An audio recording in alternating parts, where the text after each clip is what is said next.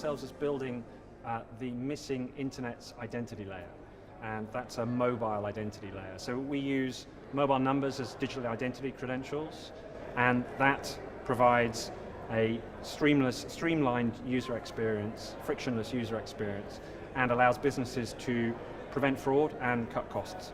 And we're working with some of the world's leading brands to migrate them, transition them to this mobile identity solution. If you think about the way the world works at the moment, most of the challenges are that users are part of the security paradigm. So everything is put onto us as an individual, but actually there's a better way.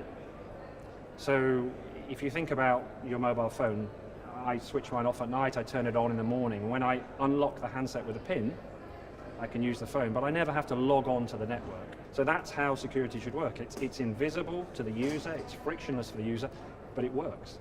And that's what we're introducing for businesses right now. Most of the early adopters businesses are financial services companies, so typically banks, and they're often using this because they have fraud problems.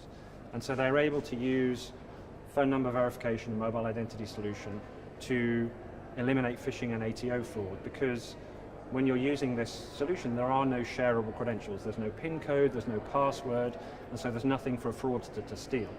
So by implementing these new solutions, it allows banks to cut out fraud, but it also helps streamline the user experience, and interestingly, it helps boost revenue. So some of those banks we're working with, they've seen instances where users had problems with fraud, they got phished, and then posted on social media that they'd had this attack, and that cut the number of signups to the bank by 30%.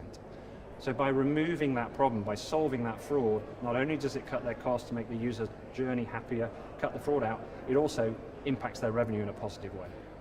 So we were just on a panel earlier talking about how do you move from current authentication methods to something that's passwordless, and one of the big challenges is that users don't really want more things to learn. So what's beautiful about what we're doing and what we're using the mobile carrier capabilities to deliver mobile identity is that it's not something a user has to do. So it's already deployed to 5 billion users. All of us have a mobile phone with a phone number and a SIM card in it, and that's a security model that it works.